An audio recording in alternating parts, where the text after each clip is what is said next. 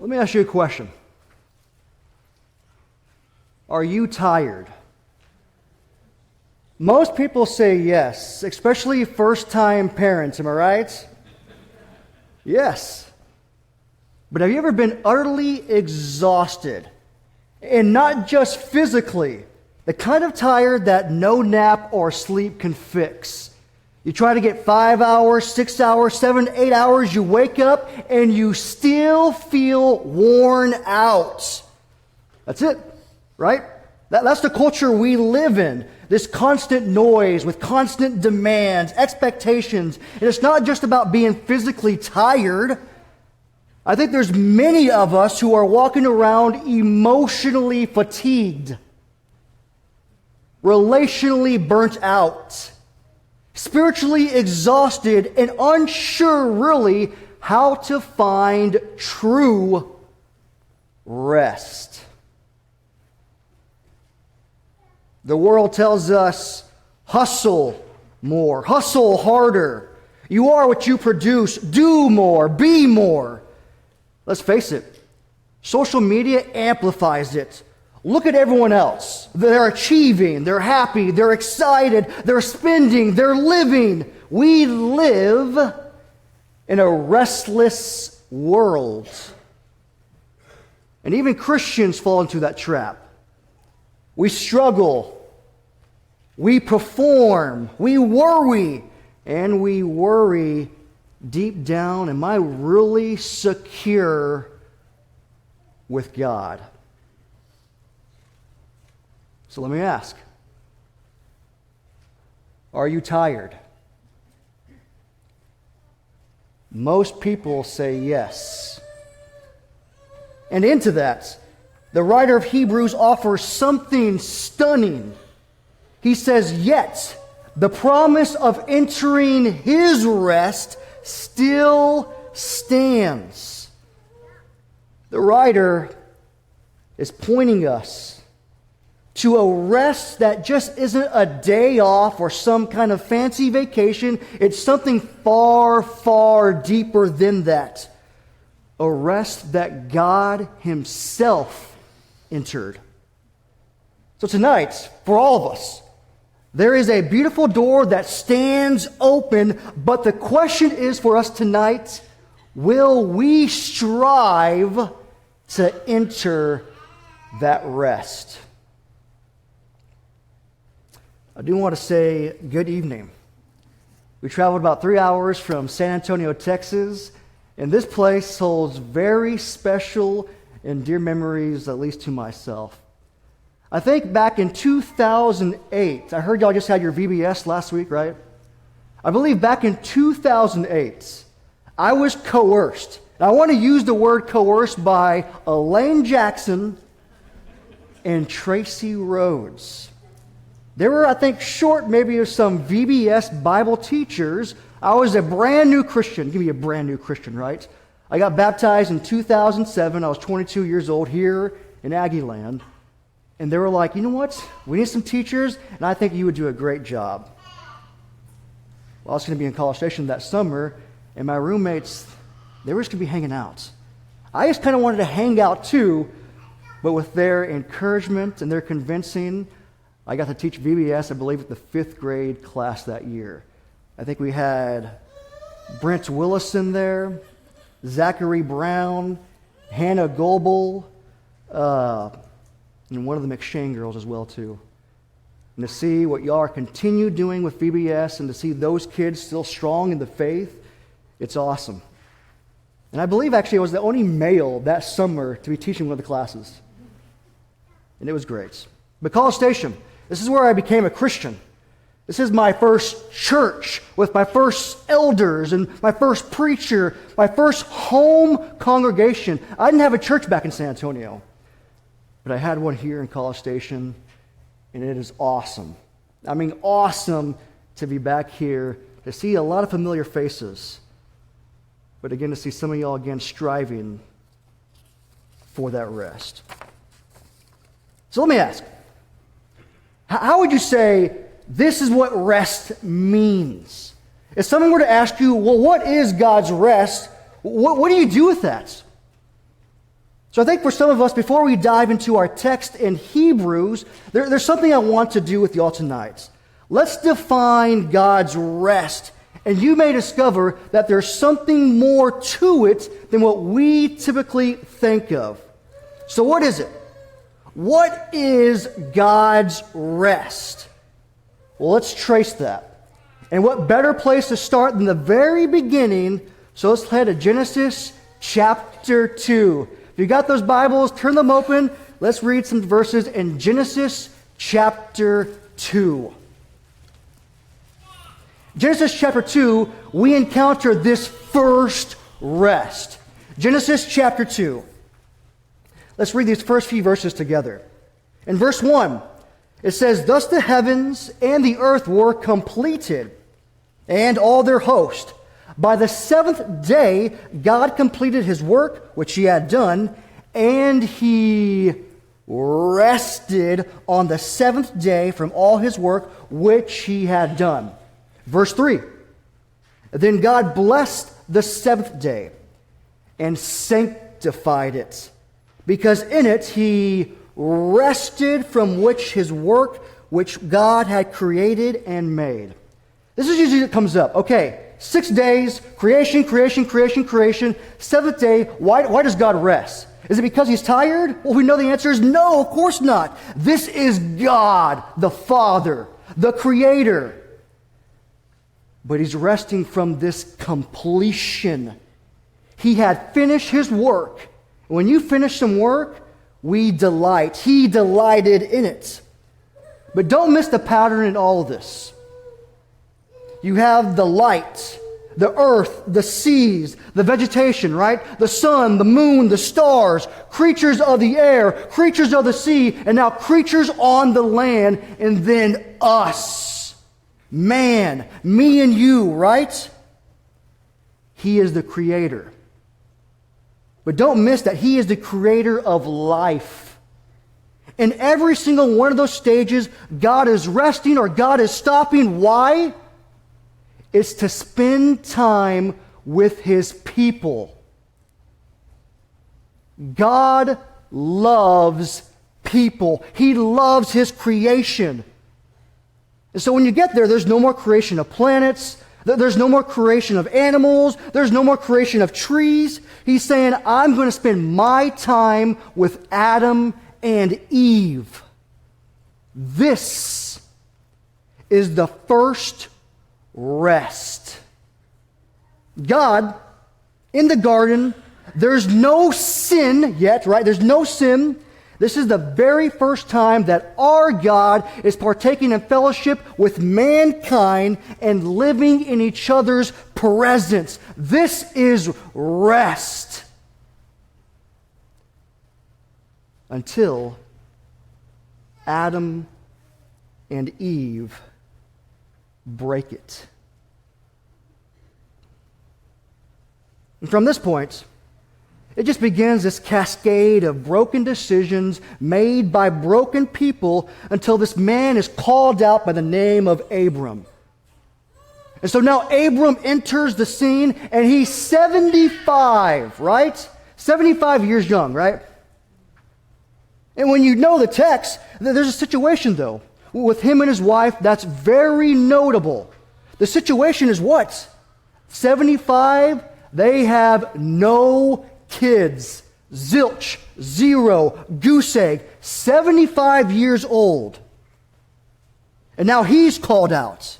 And 3 promises are given. We know these: the nation, the land, the seed. And now many hundreds of years later, we have ourselves finally a people. Lots of people. Now at this time, they seem to be rotting away in the land of Egypt. But now once again, a promise of a coming rest. In Deuteronomy chapter 12. In Deuteronomy chapter 12 and 9 and 10. It says, "For you have not as yet to the resting place and the inheritance which the Lord your God has given you. when you cross the Jordan and live in the land which the Lord your God has given you to inherit, and He gives you rest. He gives you rest from all your enemies around you so that you live in security. So what is God's rest? Well, in the garden, it's this fellowship. And now here He kind of adds to it. This rest, right? This land is meant to be a place of safety. This rest, this land's a place of security, right? This land, this place is a place of settledness. It's a restoration of some types. But yet this supposed restoration quickly turns into a season of grumbling and complaining. We know these stories, and most of them do not enter. Why? Because of their unbelief. The author in Hebrews simply says, they doubt. They doubt God's goodness and they doubt God's power. This was promised rest until the Exodus generation misses it. Let's keep tracking. As we continue to trace this forward, there's one quick note I want to make. Again, back in Genesis chapter 2 and verse 15, the text says that God took Adam and then He put him into the garden. Just from the natural reading, it kind of reads as God kind of picks up Adam. He picks him up. He places him, says, here you are in the garden. You're not going to stumble upon this, right? You're not going to walk into it. I'm going to take you, create you, and then put you there. That's important. Because later, here in our story, God is going to take Israel and then put them into the land. We see now this kind of unraveling, right? This has always been the goal, for God to have this fellowship, this deep connection with His people, the creator of life. And so God tried this. He tried this in the garden with Adam and Eve. They didn't want it. So let's try it again. The land of Canaan, Canaan's land. This was also a type of a garden of Eden. So God makes another people, starting with Abraham and Sarah. He creates another people. He creates a nation. He creates life again from two people that seemingly cannot have children. And I'm going to offer Israel, originally what I offered to Adam and Eve. And they get there, right? Some of them get there to Canaan's land, they get there. But then you look at Exodus chapters 31, 33, and 35. Remember what God says to now His people? He says, for 6 days, work may be done. But on the seventh day, there is a Sabbath of complete rest. Holy to the Lord. The seventh day is going to be the day that you spend with me. That's going to be the day for you and I. You don't work on that day. That's the day that you spend with God. And so now on the Sabbath day, guess what? They offer twice as many sacrifices in the temple than any other day of the week. Why? Because this is the time that you spend with your Creator. That's resting with God. And now you do this every week. And now you do this every 7th year. And now every 50th year. And as the Jubilee year as well. This is it. That's rest. Stained in fellowship. Secure from the enemies. Away from sin. Protected by God.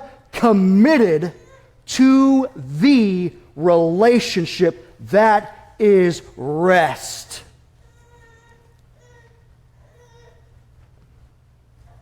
And so with the biblical picture, Israel sadly follows in the footsteps of Adam. And that Israel refuses the rest with God just like Adam did.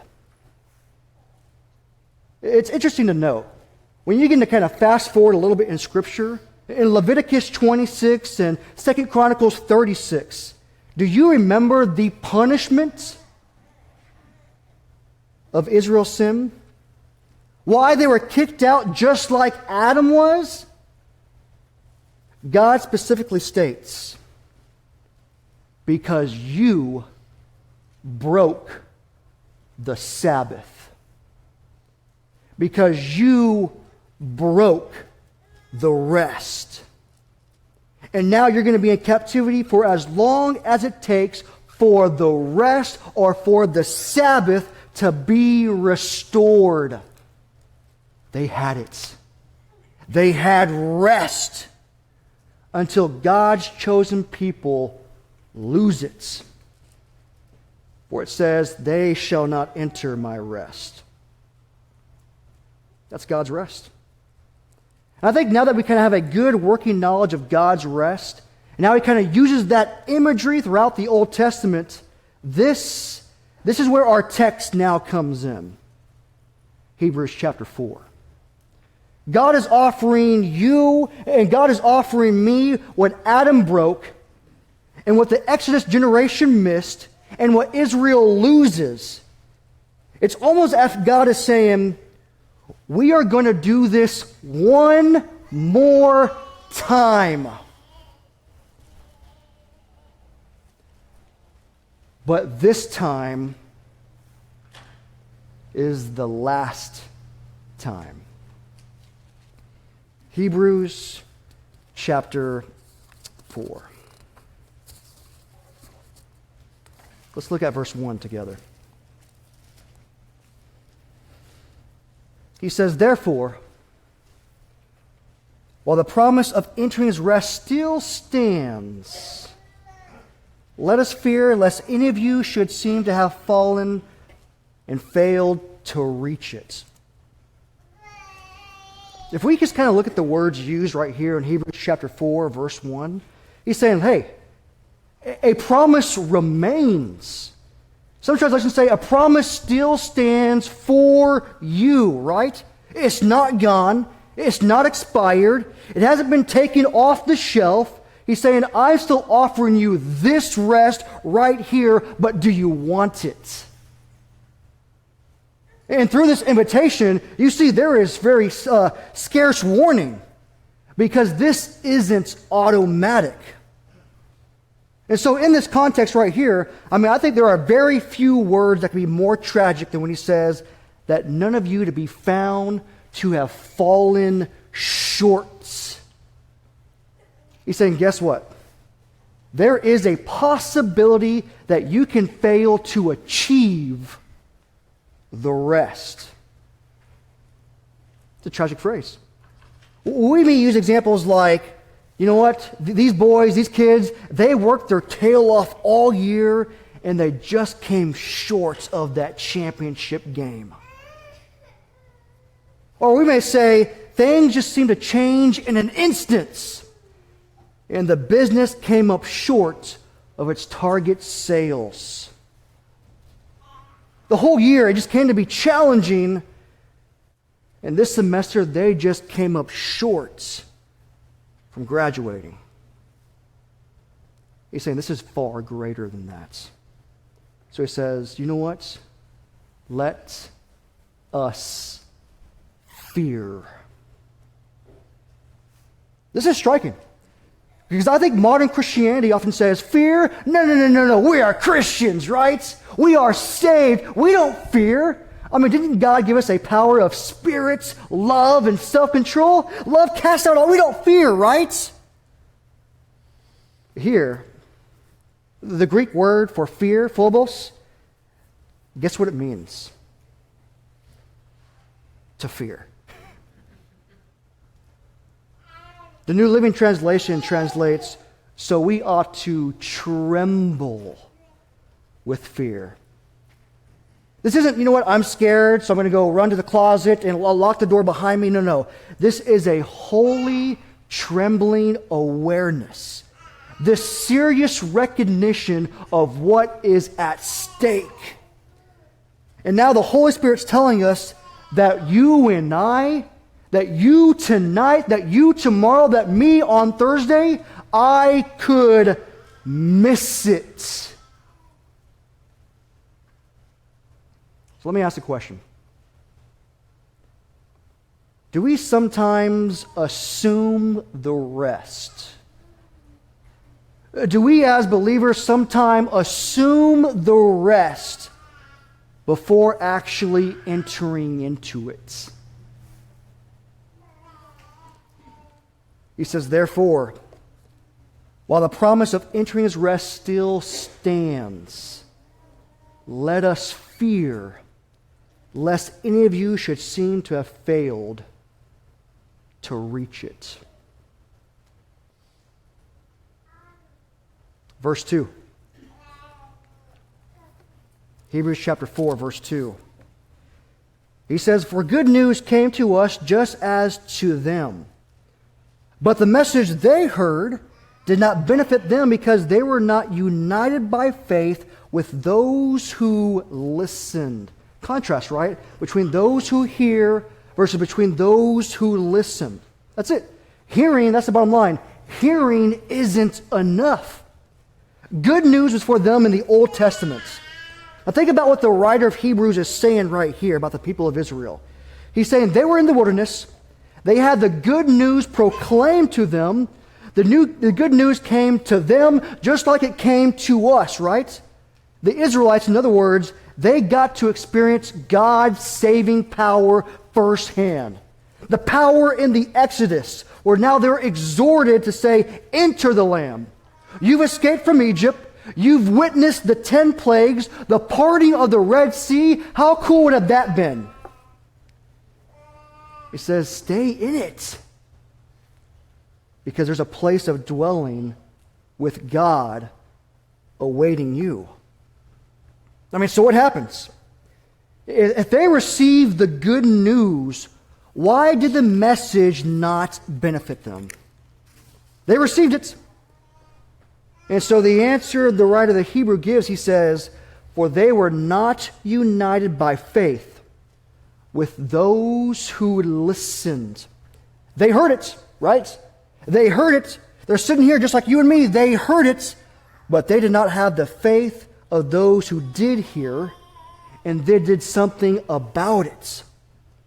These two verses right here, I mean, they essentially summarize what you can read in Hebrews chapter 3. The Hebrews, the people of Israel, heard the gospel, but it did not benefit them because it didn't move them forward.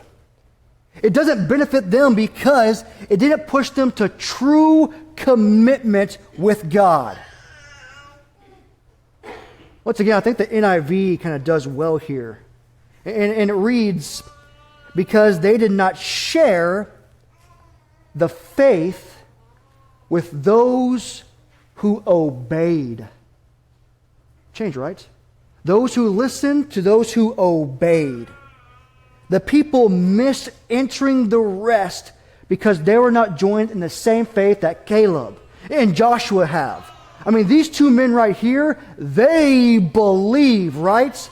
They believe that God is with them.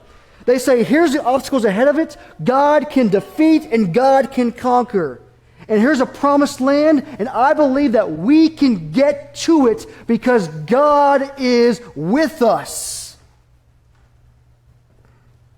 They heard, they listened, they obeyed. Now maybe this is where we come in. You know, maybe for us, is it possible to sit here in church? You know, is it possible to hear the word? Is it possible to just be around the things of God and still miss the rest that He offers? Yeah. So he's saying, you got to be careful. We got to be careful. We have to be careful not to confuse proximity to Christianity with actual saving faith. The rest, the commitments, the fellowship, the relationship in and with the Creator. So Israel, they hear the promise. They heard God's voice, and they still missed it. Verse 3.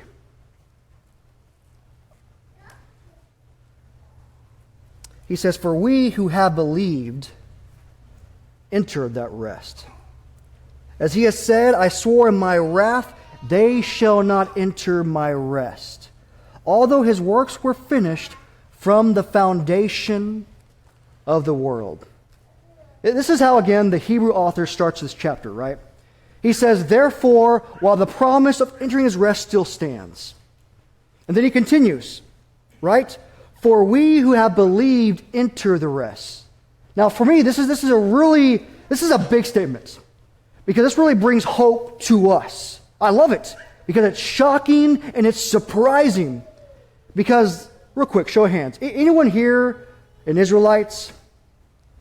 Anyone here a Hebrew of Hebrews? I know, I'm curious too, Tyler. I'm like, who do we got here? Who do we got here? Well, no. So this rest, I'm extending it to you. And this rest, I want you to have it as well.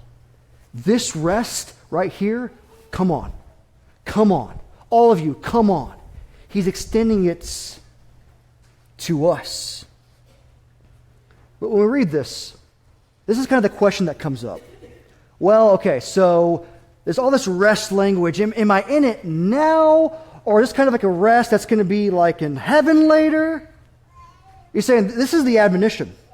It's not a thing that you just do. It's something that you continue in. That's what resting with God is. So yes, if you are a believer, you've been baptized, you confess, right? You are with Him now, and you'll also be with Him later. All of it is rest. But the question is, are you even entering into it? This is verse 3. All right, so far it's been kind of lecture-y and sermon-y and all that kind of good stuff. So real quick, any comments or questions? And don't be shy. You're not going to ruin the jive of the sermon or lesson. Any thoughts or comments? Yes, sir.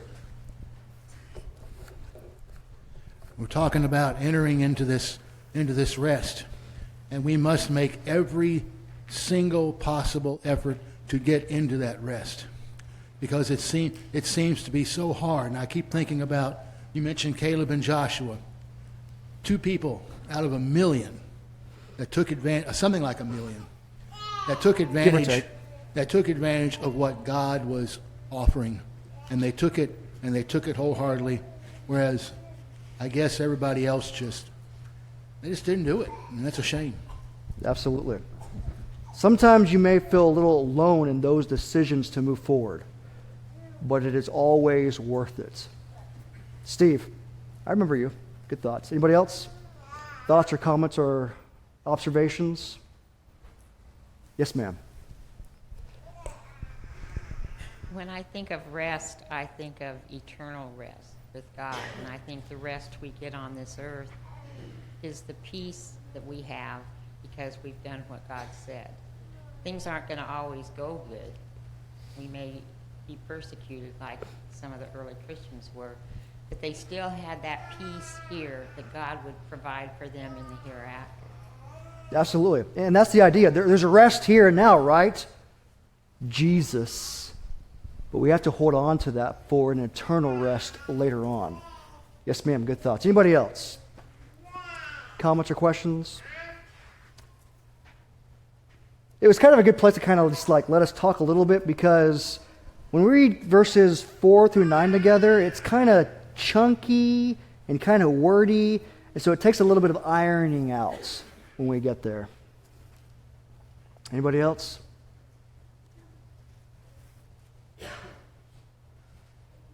All right, well, let's keep reading. Let's pick up here in chapter 4. Chapter 4 and verse 4. As we continue, he says, for he has somewhere spoken. I always kind of like that. For he has somewhere spoken of the seventh day. You ever been in a Bible study and someone's like, oh, what's that verse? Oh, it's in the Bible somewhere, right? He's doing that right here, right? He was spoken of the seventh day somewhere in this way. And God rested on the seventh day from all his works. And again in this passage, he said, they shall not enter my rest. Since therefore it remains for some to enter it, and those who formerly received the good news fail to enter because of disobedience.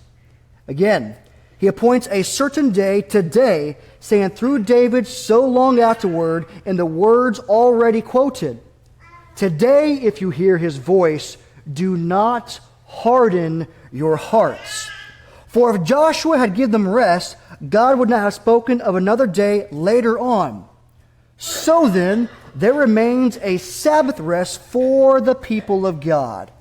For whoever has entered God's rest has also rested from his works as God did from his. Okay, I'm not sure what translation you have, but when you kind of read that, especially like New American Standard or King James Version, it's kind of easy to kind of get lost in all those rest. By the way, that word rest, it's mentioned about 8 or 9 times in 11 verses. Right? And as complicated as it kind of sounds, let's just break it down a little bit step by step. I believe what they're saying is that, is it not that the rest is not available to the wilderness generation? But this section right here, it's not just about feeling peaceful. It's about the spiritual reality that has a long working history throughout the Bible text. So he says this reaches all the way back to Genesis, as kind of we discussed earlier. And now it kind of travels and weaves through Exodus and kind of arrives with David in Psalm 95. So now what he begins to do is saying, okay, I'm going to set up this argument. For he says, for he has spoken somewhere concerning the seventh day. Somewhere in the Bible, right? Back to chapter 4. He reminds us that Psalm 95, this is the key. Psalm 95 is the key text for really unraveling chapters 3 and 4. But in Psalm 95, he says, Israel did not enter God's rest. We understand that. So think with the author through this. If God's rest was an option, which was kind of introduced in chapter 2 of Genesis, and then when you kind of go through all the way through the scriptures, all the way through the biblical history, you pick up that it remained for some to enter into it. If it started all the way back in Genesis, has that ended? Has that closed? The rest? He's saying, no, hang in there. The conclusion is that when you come and when you read these two biblical statements in their proper order, there still remains a rest. There still remains God's rest. And it's those who have the good news preached to them. Those who have been invited into God's rest, well, some of them never entered. Why? Because of their disobedience. Now hang on to this thought. Disobedience isn't always just like, well, I'm going out Saturday night or I'm just breaking a bunch of rules that God made. In Hebrews, disobedience is primarily the sin of not trusting in God. And so because of their lack of faith, because of their lack of trust, because of their lack of endurance, Israel doesn't make it.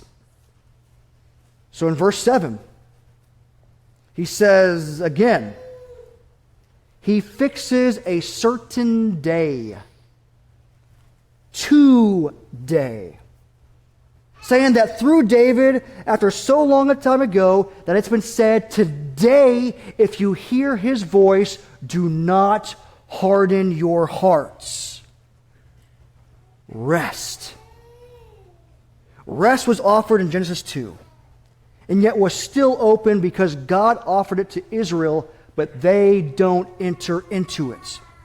So the author says, It remains therefore open, right? And the way to enter into God's rest, he repeats it and repeats it and repeats it, saying, you know what?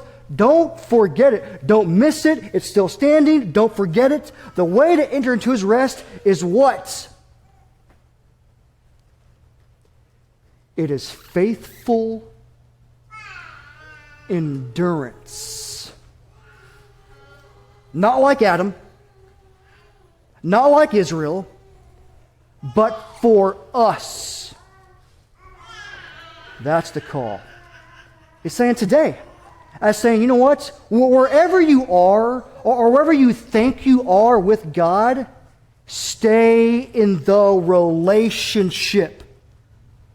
Because the promise for entering the rest is available at this moment or today. The proof, it's Psalm 95. Well, somebody might say, okay, well, wait a minute. You kind of skipped over a major, big part of the Bible story here. Didn't Israel enter the land, though? Didn't Israel enter the land with Joshua? And didn't Joshua give them rest? Yeah.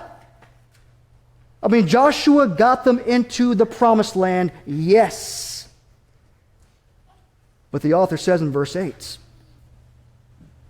for if Joshua had given them rest, God would not have spoken of another day later on. If Joshua gave them the rest that we think we're talking about, then God would not speak of something else coming after. So did Israel get to the promised land? Yes. But did they stay in their relationship with God? No. And that's what resting with God is. It's not only getting into a relationship with God, it is staying there. And that is what Israel did not do. They didn't even maintain this ongoing relationship with God. So God says, I want people here with me. Is that going to be us? Are you going to leave here and head into the rest of the week and think, that's me? Today, as David exclaimed, that's me. Today I had the rest. This dedication, this commitment, this fellowship, this relationship, nothing missed, nothing refused, nothing lost. As to say, I've turned away from all that junk. The living for me, myself, and I, the doing it my way type attitude, that stuff is done away with. So let's wrap it up. Let's go ahead and read verse 10 and 11 one more time. He says, for whoever has entered God's rest has also rested from his work, as God did from his. This is our verse. So he says, let us therefore strive to enter that rest so that no one may fall by the same sort of disobedience. Therefore, let us strive to enter that rest. There's at times in Scripture where we kind of have these paradoxical statements, right? Count it all joy when you face various trials. For whoever wants to save their life will lose it. For when I am weak, then I am strong. And there he says, you want rest? You want this eternal rest? Then you better work for it. Then you better strive. Adam and Eve, they walk with God. They had this astounding intimacy with God more than any other human, yet they questioned, they reframed, they desired more, and they break the rest. We've talked about this, the Israelites, right? They see the miracles. They hear God's voice. They ate the manna. Their problem wasn't lack of exposure. It was lack of faith-fueled obedience. So the Hebrews writer is warning, you can be close to the people of God. You can know the language, you can plug in, speak the lingo, but you can still miss it. So let's wrap up here. We have to succeed where all these examples failed. It's not that they weren't there physically, but he's saying you got to strive. You got to be diligent. You have to stay in his presence. So why does all this require striving, even for the saved? Because of the obstacles. He's saying unbelief, right? Can I really trust God? It's because of the obstacles. Pride. I can handle this on my own. It's because of the obstacles. Shame. I've just gone too far away from God.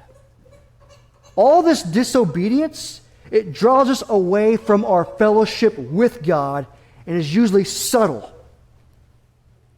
but is always dangerous. So he's saying faith is active. Faith requires focus. This isn't about the promised land. This is not about a Sabbath day. This is living in faithful fellowship with the God who creates life. And until that fellowship, that rest is sealed for all eternity. So for us, that's why over and over and over, the Hebrew writer uses words like hold fast, consider Jesus, do not drift, because we drift towards worry. We drift towards the world. We drift towards acceptance. We drift towards doubts. But to strive is to fight off the apathy, to fight off the unbelief, to fight for your heart, to fight for the promises, to strive. This is where our hearts is key. Whether I stay in it or whether I quit, whether I endure or whether I leave depends on what's inside of me. So one more time he says, let us fear. Let us be diligent. Let us hold fast our confession. And let us draw near with confidence. So let me ask. Are you tired? Most people say yes. So we're saying tonight,